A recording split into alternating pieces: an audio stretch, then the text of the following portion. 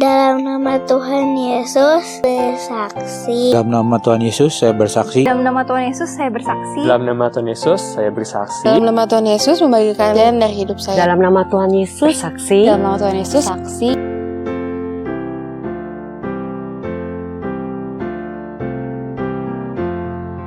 Halo semuanya, perkenalkan saya Fiona, jemaat dari Gereja Cabang Kopo.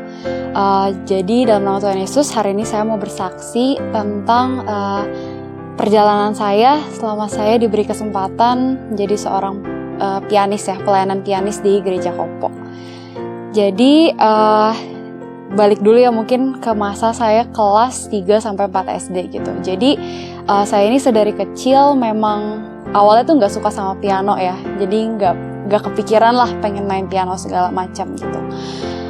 Cuman dari orang tua tuh memang berkali-kali bilang ke saya gitu, ayo coba main piano gitu, coba latihan piano. Karena memang tujuannya dari orang tua ingin membuat saya bisa pelayanan sebagai pianis gitu di gereja.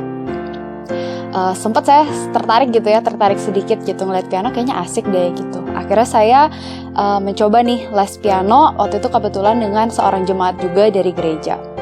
Ayah saya belikan saya keyboard di rumah, lalu saya kelas 3 atau 4 SD lah, saya mulai les piano. Saya les piano, tapi memang mungkin pada saat itu saya memang tidak begitu menyukai gitu, tidak passion ya mungkin kalau kata orang sekarang gitu kepada piano ini.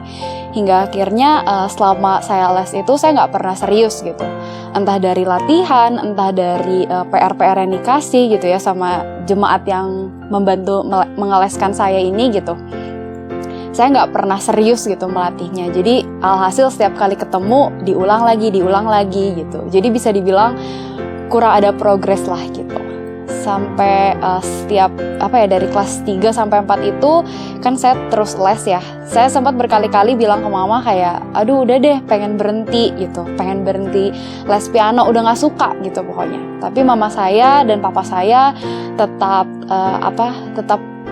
mensupport gitu ya, tetap mendukung saya untuk ayo coba gitu, diterusin dulu gitu pianonya, nanti biar kamu bisa pelayanan di gereja gitu. Lalu singkat cerita, saya kelas 5-6 SD lah. Akhirnya saya beneran berontak, saya bilang, nggak mau, pokoknya mau berhenti gitu. Akhirnya saya berhenti, saya mogok main piano, dan akhirnya saya berhenti dari les. Lalu saya akhirnya berhenti benar-benar total ya, nggak pegang piano sama sekali gitu. Di rumah kan ada keyboard ya untuk latihan, jadi saya itu setahun apa 2 tahun gitu saya nggak pernah pegang keyboard lagi di rumah, sampai berdebu banget gitu di rumah tuh keyboard.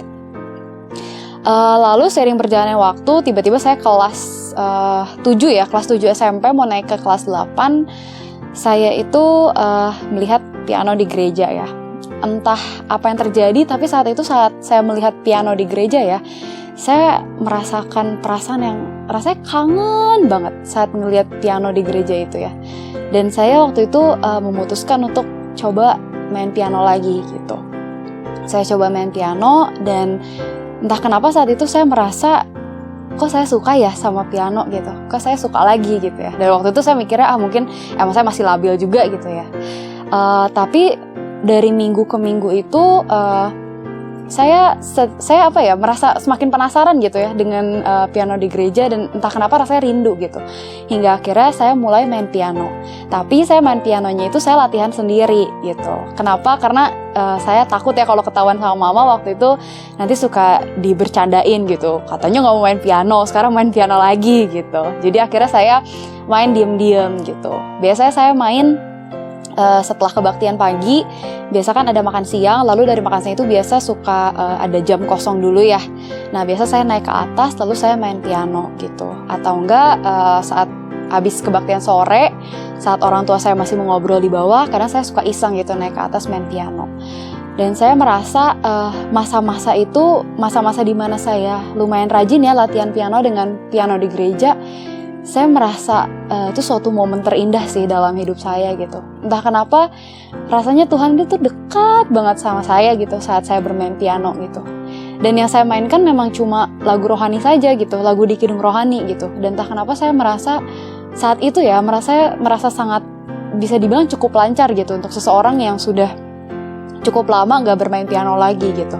Dan saya merasa Tuhan itu sangat dekat dengan saya. Sampai waktu itu saya sempat kepikir ya mainin piano, dan saya sempat ada bikin lagu kecil gitu ya. Tapi waktu itu lagu asal aja gitu ya. Tapi saya sempat bikin lagu kecil tentang bagaimana kasih Tuhan itu sangat besar dalam hidup saya melalui piano gitu. Dan saya nggak pernah menyangka ya saya bisa membuat lagu kecil itu gitu. Walau mungkin memang nggak pernah dipublish apa gimana, cuma saya sangat merasakan bahwa itu tuh rasanya Tuhan yang menggerakkan saya gitu.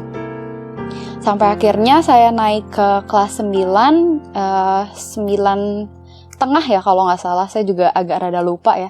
Akhirnya saya mulai pelayanan piano di bagian umum gitu. Saya mulai pelayanan piano.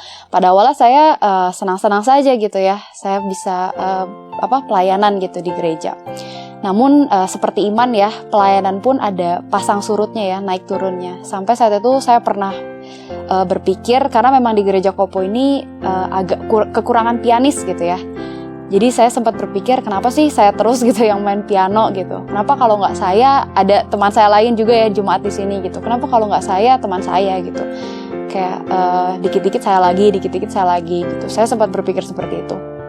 Dan saya juga sempat ada di titik, saya waktu itu sekolah ya, SMA kan ya, udah mulai masuk SMA.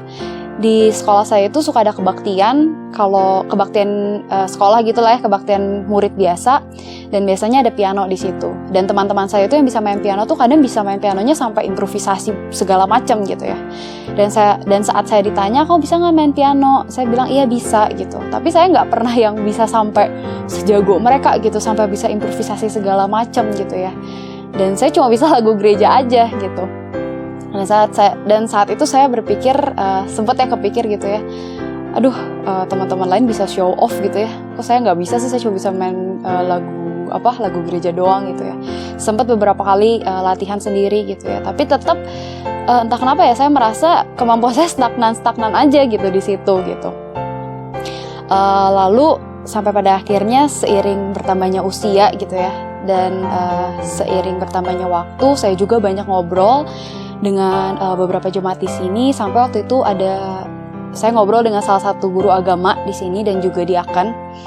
Dan ada satu perkataan dari kedua orang tersebut yang membuat saya berpikir gitu ya. Jadi salah satu guru agamanya itu berkata, katanya, ya Ii juga kadang suka bingung ya katanya. Ii tuh udah bertahun-tahun jadi guru agama, tapi kalau misalkan 1 minggu sebelum nyiapin bahannya gitu ya, dan sampai bahkan hari H-nya gitu ya, mau menyampaikan firman Tuhan kepada anak-anak, itu tuh selalu gemeteran gitu ya, selalu ngomongnya jadi pabaliut gitu, selalu tiba-tiba gemeter gitu. Padahal I udah bertahun-tahun gitu jadi guru agama, tapi tetap aja masih ngerasa kayak gitu. Kadang I juga heran ya, I juga istilahnya nggak ada peningkatan gitu, tapi kok tetap bisa ya jadi guru agama gitu. Dan saat itu saya juga jadi merenung ya, kayak mungkin memang apa ya, Tuhan itu sengaja mungkin ya memilih saya dan akhirnya memberikan saya kemampuan bermain piano ya hanya untuk sebatas menjadi alatnya gitu, menjadi pelayannya di rumah Tuhan gitu.